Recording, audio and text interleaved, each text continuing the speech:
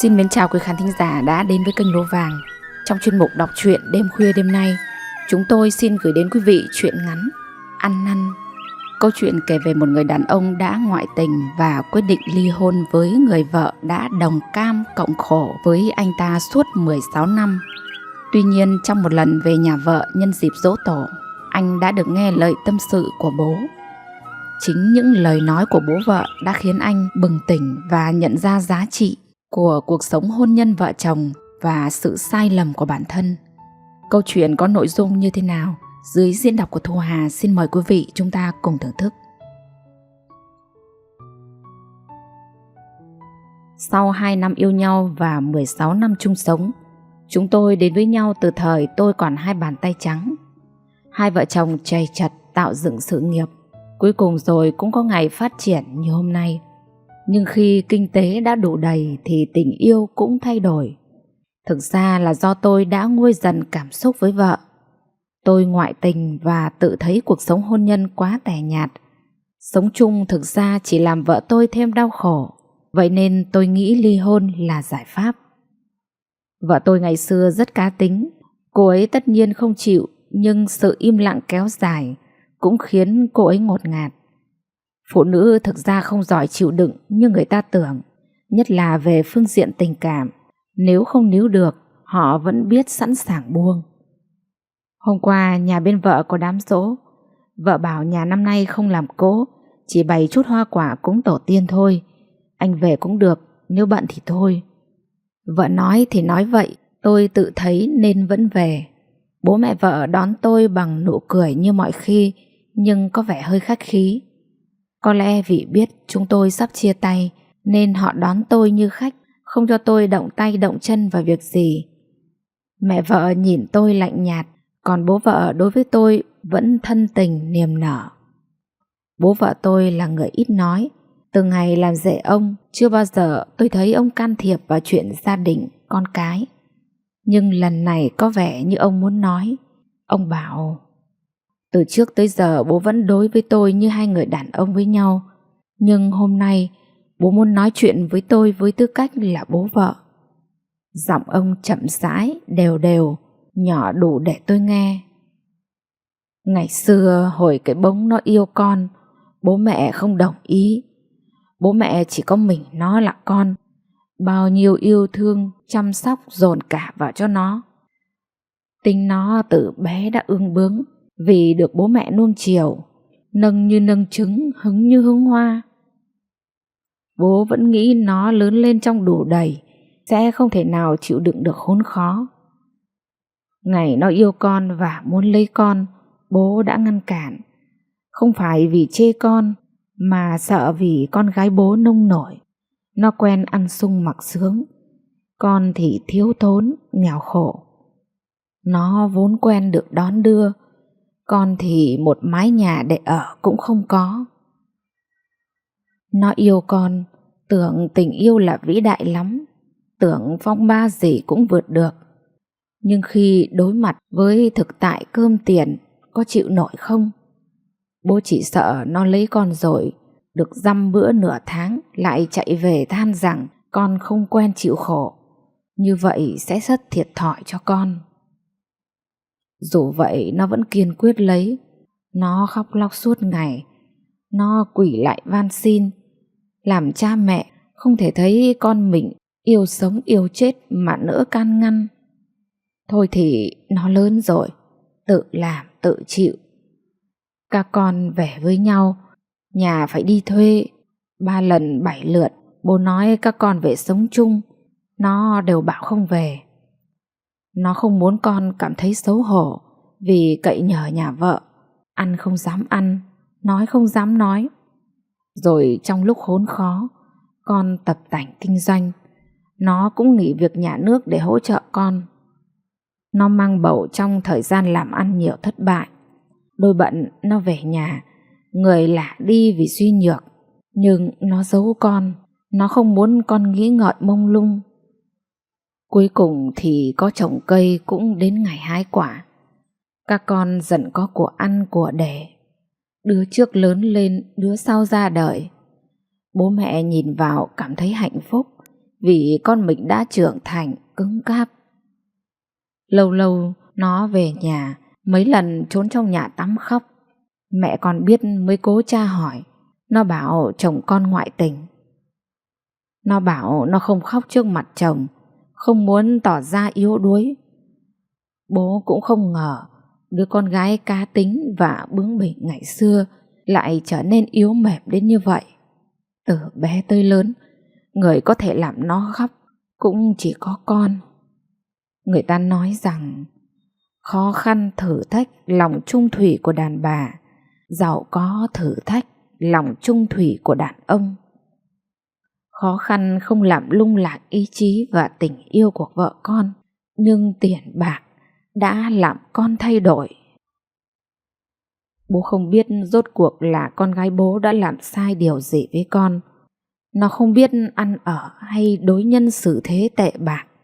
Nó ăn chơi trác táng hay bỏ bê chồng con. Là nó không tốt ở chỗ nào, hay chỉ vì đơn giản là con thèm khát sự mới mẻ. Con nhìn xem, người phụ nữ đầu ấp tay gối với con 16 năm qua, 16 năm tuổi thanh xuân đẹp nhất cuộc đời nó dành để cùng con mưu sinh bươn trải. 16 năm nó bận bịu cho chồng con đến quên cả đòi hỏi. Giờ đến khi kinh tế đủ đầy rồi thì lại đối diện với cảnh chia ly. Người phụ nữ đã vì con mà từ bỏ đầy đủ ấm êm, vì con mà cam tâm chịu khổ, vì con mà mạnh mẽ, cũng vì con mà yếu đuối. Cuối cùng con lại làm khổ nó, chỉ vì một người phụ nữ chưa một ngày vì con mà hao tâm tổn sức. Người phụ nữ con đang yêu hiện tại, bố nghĩ nó chẳng có gì hơn vợ con, ngoại trừ tuổi trẻ. Tuổi trẻ vợ con cũng đã từng có, nhưng nó đã dành hết cho con rồi. Tiền bạc mà người phụ nữ kia đang được hưởng từ con cũng có một phần mồ hôi và nước mắt của vợ con trong đó. Là đàn ông, bố biết bản năng chinh phục ẩn giấu trong mỗi người. Nhiều khi chúng ta nhìn con mồi nằm gọn trong hang của mình rồi thì thèm khát những con mồi đang tung tăng ngoài kia. Ta thường đứng bên đồi này rồi ngó sang bên đồi kia suýt xoa, ở bên kia cỏ sao mà xanh thế. Thực tế thì đứng núi này chắc chắn sẽ thấy núi khác cao hơn. Bố không muốn trách móc con, nhưng bố là bố thì cũng như con đối với con của mình. Làm bố không thể thấy con mình khổ đau mà làm ngơ, không thể thấy con mình chịu ấm ức mà không lên tiếng. Làm bố của một cô con gái, ngay cả khi thấy nó cười vẫn cảm thấy bất an. Chưa bao giờ tôi thấy bố vợ tôi nói nhiều như hôm nay, cũng chưa bao giờ ông uống rượu nhiều như vậy. Cả buổi tôi không nói một lời nào, chỉ sợ mỗi câu mình nói ra sẽ trở nên vô duyên, vô dụng. Vợ tôi từ đâu chạy ra, giật chén rượu trên tay bố. Bố ạ, bố đừng uống nữa, đừng nói những chuyện vô nghĩa như thế nữa. Con đã giữ lời hứa với bố ngày xưa, dù khổ cực đến đâu cũng không phụ bỏ anh ấy. Bố xem, con gái bố mạnh mẽ thế này, con có khóc đâu mà bố lại khóc. Trong giây phút ấy, nghe lời kể của ông, bao nhiêu ký ức hiện về trong trí nhớ như một cuộn phim quay chậm từng chi tiết. Người ta vẫn thường nói, khi bình yên, người ta thường quên đi những lời thề trong giông bão. Thật quả không sai. Dù sao thì ngày mai tôi vẫn phải đến tòa án để rút lại đơn ly hôn. Quý vị thân mến, câu chuyện đã thực sự để lại cho tôi rất nhiều cảm xúc. Có lẽ ai trong chúng ta cũng từng một lần mắc phải sai lầm. Và câu chuyện này như một lời nhắc nhở về giá trị của gia đình. Tôi thực sự cảm phục sự hy sinh thầm lặng của người vợ. Cô ấy đã dành cả thanh xuân để xây dựng gia đình, vượt qua khó khăn để cùng chồng tạo dựng sự nghiệp. Dù bị tổn thương sâu sắc, cô ấy vẫn giữ được sự mạnh mẽ và bao dung. Khi đứng trước bờ vực mất mát, đã khiến người chồng ân hận vô cùng. Chợt nhận ra rằng gia đình là nơi ta tìm về khi mệt mỏi, là chỗ dựa vững chắc trong cuộc sống. Tình yêu đích thực không chỉ là cảm xúc nhất thời, mà còn là sự đồng hành, sẻ chia và sự hy sinh cao cả. Tôi tin rằng câu chuyện này sẽ giúp nhiều người suy ngẫm về cuộc sống và giá trị về hạnh phúc tình yêu. Hãy trân trọng những gì mình đang có, bởi có những thứ một khi đã mất đi sẽ không bao giờ tìm lại được nữa.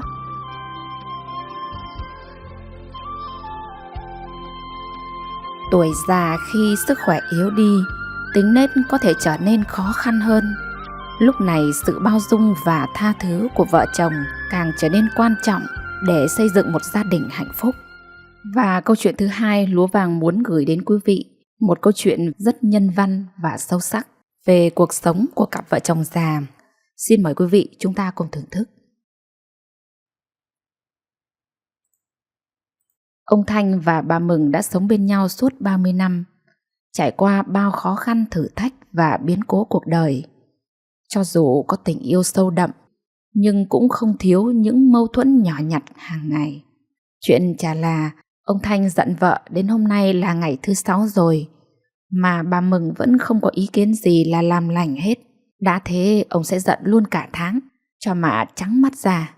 Nghĩ thế nên ông Thanh vẫn im thin thít, không alo hay nhắn tin hỏi han gì bảo vợ già quắt queo, khó tính của mình. Hôm ấy ông vừa đi lĩnh lương về, bà thì đang ngồi chuốt đống rơm để bó vài cái chổi quét nhà, quét sân. Bà cứ mua việc vào người. Vậy chứ thời nay người ta quét chổi đót, chổi cước, chứ ai quét chổi rơm mà bà mất công làm, rồi lại vác đi chia cho các con ông Thanh mỗi đứa một vài cái để dùng. Nhiều lúc ông lào bào mắng bà khi bà mải làm quên cả cơm nước cho ông sơi đúng giờ, còn xem nốt bộ phim giải tập trên tivi. Có lần cáu tiết, ông đã ôm vứt hết cả mớ chổi xuống ao ướt nhẹp. Báo hại bà lại dùng gậy móc cào lên tãi ra sân phơi mấy ngày mới khô. Bà bảo ngày mùa bà con cắt lúa nếp về bà tiếc, nên cứ sang tuốt hộ rồi xin rơm về bó chổi dùng dần. Bà lại bảo quét chổi đót không chắc tay như chổi rơm, rõ thật rách việc. Bà lại lý luận với ông rằng già mà cứ ngồi không nó yếu người ra, phải kiếm việc gì mà làm cho chân tay khỏe, đầu óc vui vẻ chứ. Ông thì bảo già rồi ngồi mà xem tivi chứ làm gì cho nó nhọc xác. Hai vợ chồng ông cứ lời qua tiếng lại, mỗi người một quan điểm, thế cũng hết cả ngày chả hết chuyện. Nhiều lúc thấy vui, nhưng nhiều lúc không tiết chế được lời nói, nên ông hay nặng lời và khiến bà cáu tiết quát lại ông. Vậy là vợ chồng lại giận nhau, nhưng cũng chỉ ngày một ngày hai là không bà thì ông lại làm lành với nhau. Ấy vậy mà lần này ông chót nói với bà mấy câu hơi quá đáng, khiến bà nổi cơn xung thiên quát lại ông. Không thích ở với nhau thì ông sang Từ Đường mà ở, tôi ở một mình. Tự ái ông ôm quần áo sang Từ Đường ở thật. Nhưng qua ngày thứ hai, thứ ba cũng không thấy bà ngó sang. Ông giận quá ở lì luôn. Lĩnh lương hưu 7 triệu, nhẽ ra mang về đưa cho bà 5 triệu như mọi khi, thì nay ông cầm tất. Mà lạ bà cũng không thèm sang hỏi ông. Thành ra chuyện bé hóa to.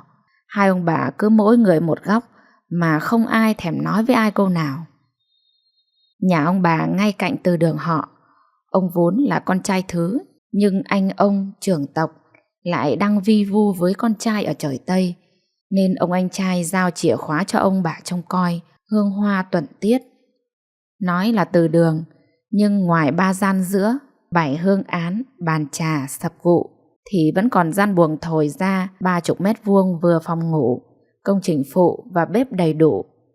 Gian này nếu ông anh trai ở nhà thì ông ở, nhưng ông theo con sang Tây khi vợ mất, nên nghiễm nhiên là nơi ông Thanh tá túc những ngày dỗi vợ, không muốn nhìn mặt bà. Bữa ấy ông dậy sớm quét sân, tưới cây rồi pha gói cháo ăn liền sơi xong, lại ra sân hóng gió ngắm hoa. Thì có cô bán cá sông dắt xe đi qua. Cô nhìn thấy ông trong sân mới chào. Bác ạ, Này có cá sồng ngon lắm, bác ăn không em để rẻ cho. Đã định từ chối, nhưng tự dưng lại thấy thèm món canh cá nấu mẻ dọc mùng, nên ông gọi vào. Mua mấy con cá giếc và ít tôm sông đang bật tanh tách. Ông cầm rổ cá, đã nghĩ hay mang về bên nhà, đưa cho bà nấu bát canh, nhân cơ hội xem ý bà thế nào. Nhưng vốn tính gia trưởng, lại đang trên cơ ta có tiền. Bà thì không có lương, có chăng các con giấm dúi biếu cho thì có, chứ ngoài lương ông, bà có khoản thu nào đâu. Bà lấy ông cũng vì ông có lương, còn bà quá lứa, cần nơi dựa dẫm lúc về già.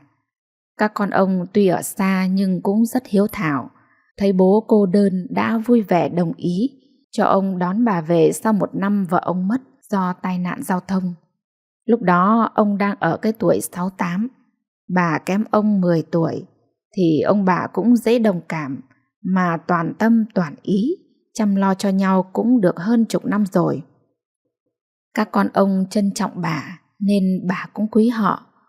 Mỗi lần nhà có việc, con trai, con gái, cháu nội, cháu ngoại kéo nhau về, bà đều săng sái hái rau, thịt gà, tiếp đãi chu đáo. Lúc chúng về bà lại gói chút quả quê cho mang đi. Có lần con dâu ông bột miệng khen chổi bà bó đẹp, quét đầm tay lại sạch sân. Vậy là từ đó, cứ mùa là bà lại đi tuốt lúa giúp hàng xóm, lấy rơm nếp về phơi, khô thì lại tuốt ra ngồi vặn chổi. Bà vặn khéo lắm, cái mái chổi thì đều đặn lại xòe to, mà cái cán thì nhỏ lại còn cha cán dài dễ quét. Nhẽ vặn cho con dâu mà không cho con gái hay mấy đứa cháu đã học xong đi làm. Vậy là bà cứ có việc quanh năm là thế. Nhưng vì say sưa quá nên nhiều lúc quên cả nấu cơm canh cho ông. Mà ông thì háu đói nên cứ chão choẹt nhau là thế. Lại nói chuyện ông mua mớ cá giếc, định bảo bà nấu, nhưng cái sĩ diện đàn ông nó to kinh, nên ông tặc lưỡi. Mình nấu lấy, cần đếch gì mụ vợ lắm mổ. Vậy là ông vào bếp.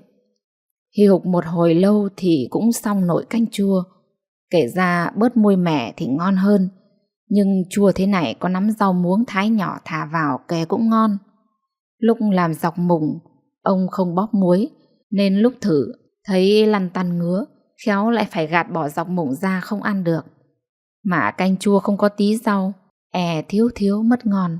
Nghĩ vậy ông ra chợ mua bó rau muống xanh mướt, non bấy, về rửa sạch, ông thái nhỏ với ít kinh giới. Vừa làm ông vừa nghĩ, lúc gắp đũa rau xanh mướt thả vào bát riêu thì cứ gọi là ngon tuột lưỡi. Vậy là thay vì thái xong thả vào chậu nước ngâm muối như mọi lần bà hay làm, thì ông lại quên xử đoạn ấy. Trời nắng nóng, ngồi trong căn bếp nhỏ bật điều hòa mát rượi, ông gắp rau, chan canh gỡ cá, xì sụp một hồi hết bay tô canh với rổ rau muống thái nhỏ. No nê ông lên trường kỷ ngả lưng rồi thiêm thiếp ngủ. Đang mơ mơ màng màng thì chợt ông cảm thấy nhà cửa chao nghiêng. Hoảng quá ông ngồi dậy thì đầu óc quay cuồng. Nhà cửa lộn tùng phèo, cảm giác ruột gan nhộn nhạo. Ông chạy vội đi vào toilet, ậm ọa một hồi thì bụng lại quặn đau. Thôi xong rồi, kiểu này ngộ độc rồi ý. Ý nghĩ thoáng qua đầu ông, nhưng ông chỉ còn đủ sức ôm toilet. Lúc thì thổ, lúc lại tả. Phải dăm lần khiến ông tối tăm mặt mũi, chân tay buồn nhũn.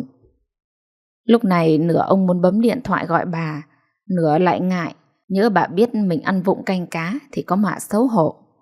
Hai luồng tư tưởng đấu tranh lẫn nhau, nhưng chưa luồng nào thắng thì ông lại ôm toilet. Rũ rồ cả người, nhũn nhão hết tay chân, ông gục luôn ở cửa toilet. Không biết ông lịm đi bao lâu thì chợt thấy có người nói: "Tỉnh rồi đây, bà yên tâm nhá." Hé hé mắt nhìn, ông thấy bà đang chấm nước mắt nơi cuối giường. Cậu y tá thôn đang chỉnh lại ống dịch. Ông thều thào: Tôi chưa chết à?" Bà nhổm người mắng: "Chết? Còn lâu mới chết. Ông phải sống mà làm ma cho tôi chứ. Đúng là cái đồ tham ăn, cho chưa?" Ông nghẹn ngào nắm tay bà: Tôi xin lỗi, tôi cố chấp quá. Bà đừng giận tôi nữa nha." Giận ông thì tôi chả ngó sang. Sáng thấy ông mua ít cá tôi đã lo. Lại thấy ông ra chợ mua rau muống, tôi lại thấy lo nữa. Y rằng ông mua phải rau nhà mụ An cuối làng, chuyên phun thuốc kích thích, rau non dễ bán. Đã bao nhiêu người ăn rau nhà mụ bị Tào Tháo đuổi rồi mà mụ có hãi đâu. Này thấy ông mang rau về rồi ngồi ăn, tôi nhòm qua cửa sổ, thấy ông vào toilet lâu quá mới sinh nghi chạy sang. Phúc nhà ông còn dày nên không ngã đập đầu vào đâu, thì chả chết vì mất nước mà chết vì chấn thương ấy chứ. Thôi, tôi biết lỗi rồi, tôi xin lỗi bà. Từ nay tôi không dám nặng lời với bà nữa. Bà cầm bàn tay đang run run của ông thì thào. Rồi, tôi cũng hứa từ nay không tham việc nữa, được chưa? Họ mỉm cười nhìn nhau, cảm nhận được sự bình yên và hạnh phúc từ những điều giản dị trong cuộc sống. Dù còn nhiều thử thách ở phía trước, nhưng ông bà đã tìm cách để cùng nhau vượt qua mọi khó khăn và giữ gìn tình cảm gia đình.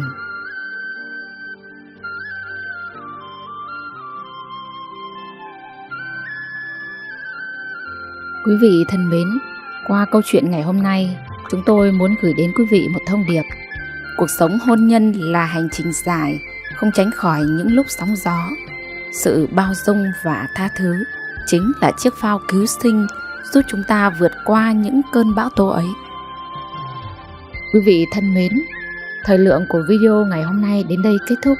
Lúa Vàng xin chúc quý vị có một giấc ngủ thật ngon. Xin kính chào và hẹn gặp lại quý vị ở các video tiếp theo trên kênh Lúa Vàng.